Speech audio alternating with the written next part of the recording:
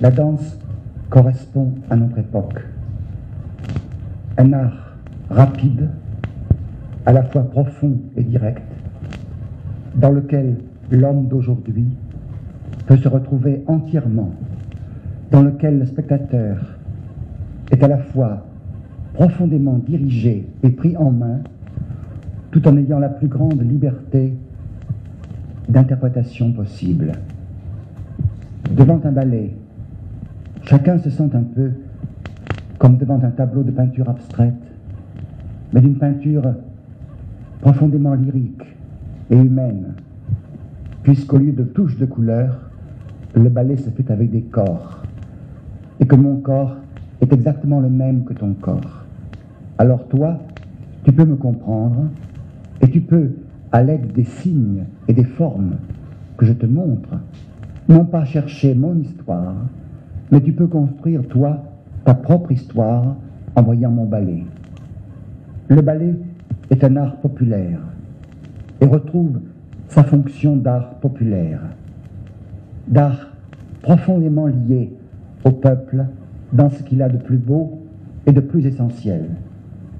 Et c'est pour cela que chaque fois qu'on peut faire sortir le ballet des salles dorées et aristocratiques du XIXe siècle, où il était l'apanage d'une petite coterie fermée et triée sur le volet, chaque fois donc qu'on peut montrer le ballet à tout le monde, on se rend compte de l'impact actuel de l'art chorégraphique.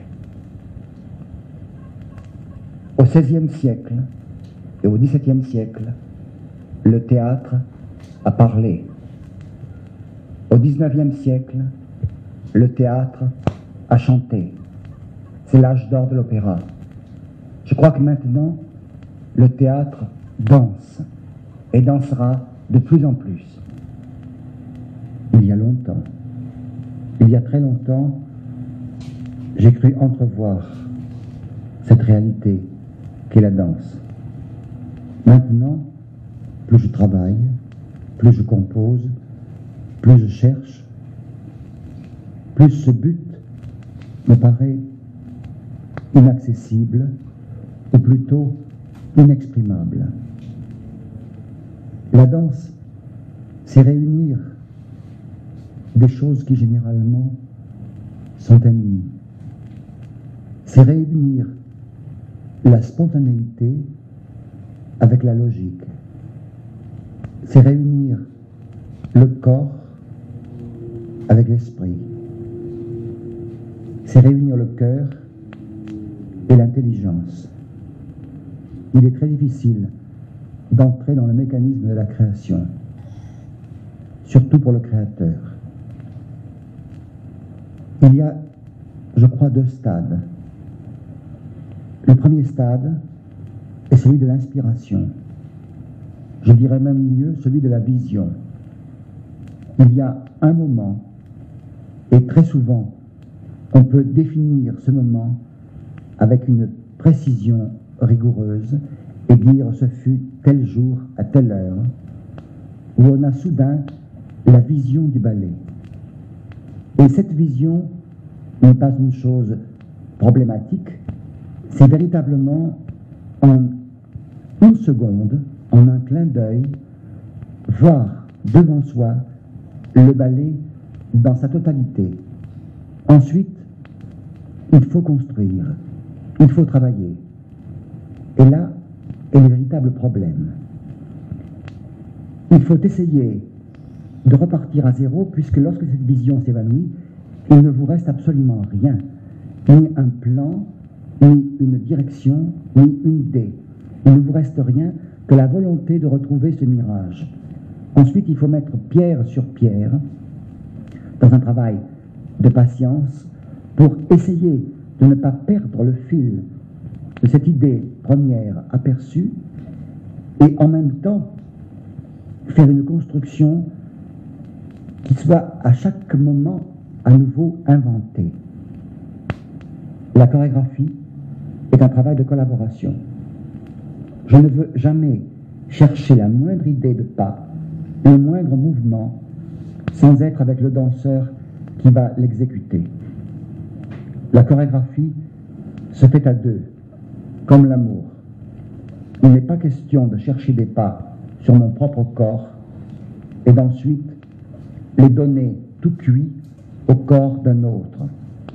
La création chorégraphique proprement dite se fera au studio avec les interprètes.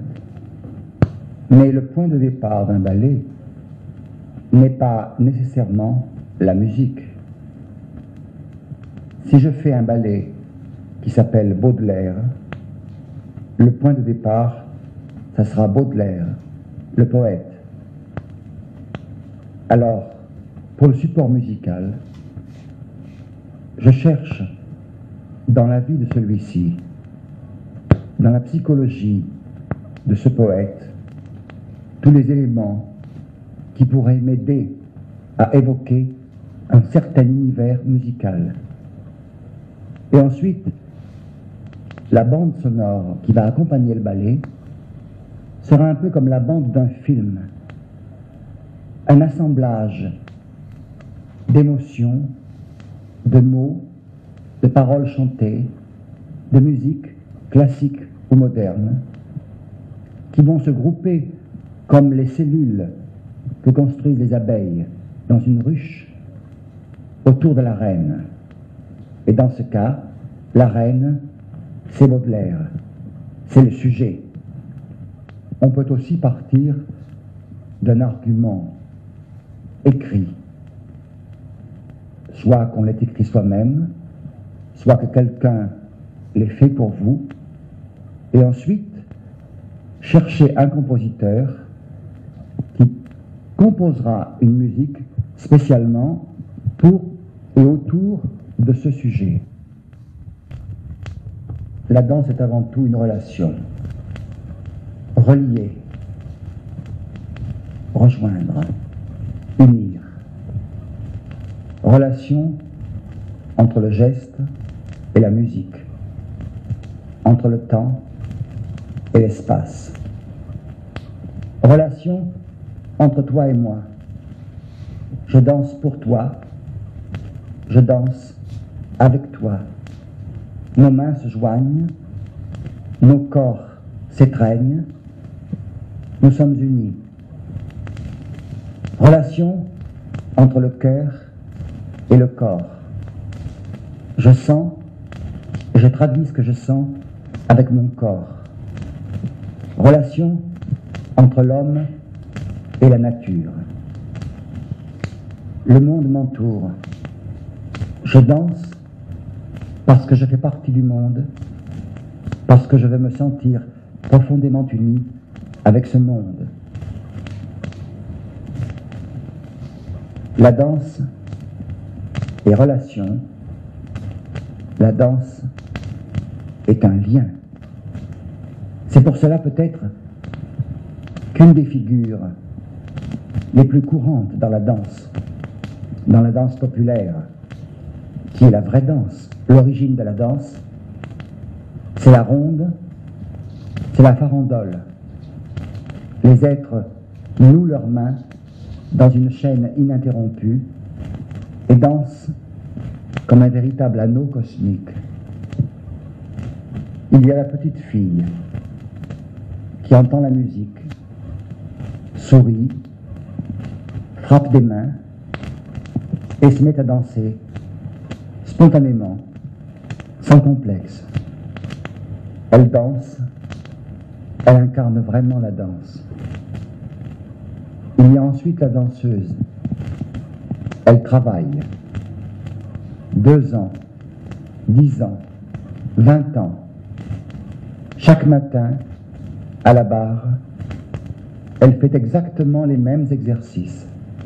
Chaque matin, en essayant d'y voir un peu plus clair, dans l'enchevêtrement de ses muscles, de ses os et de ses tendons. Chaque matin, essayant de domestiquer un peu plus cette bête rétive qui s'appelle le corps. Chaque matin, essayant de se concentrer et de comprendre, de sentir à l'intérieur d'elle-même pour décomposer le mouvement et pouvoir ensuite le reconstruire. Enfin, il y a la grande danseuse, la véritable étoile, celle qui pendant 2 ans, 10 ans, 20 ans a fait ses exercices. Ensuite, elle oublie tout cela pour redevenir comme la petite fille. Elle entend la musique et spontanément, elle danse.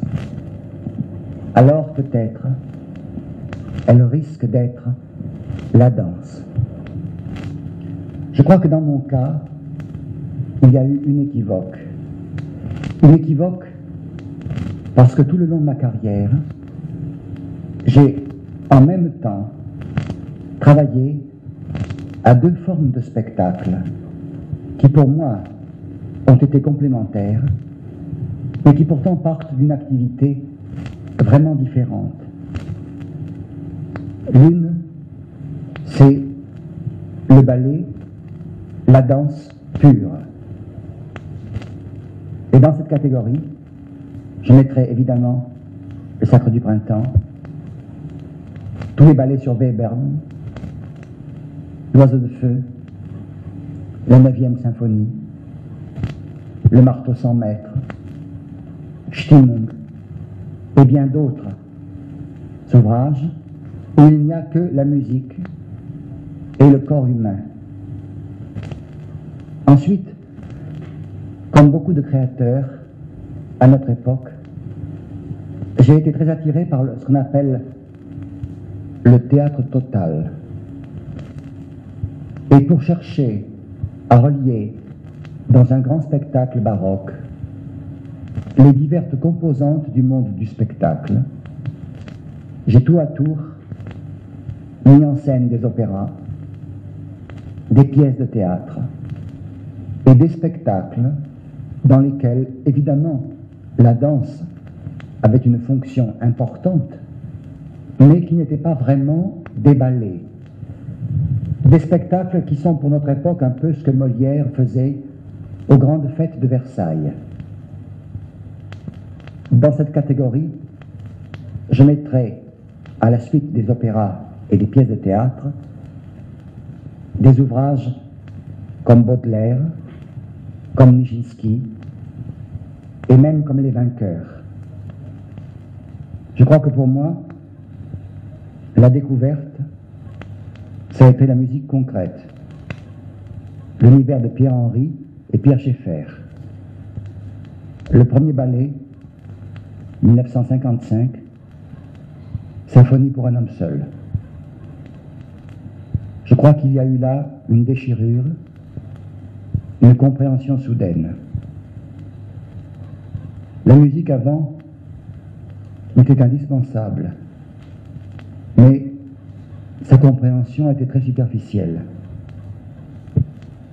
Grâce à la musique concrète, j'allais pouvoir disséquer l'univers sonore, pénétrer dans le monde de la musique, en découvrir les lois profondes, ces lois qui manquent à la chorégraphie, et pouvoir enfin créer les ballets dont je rêvais obscurément, mais qui étaient bien loin de la réalisation.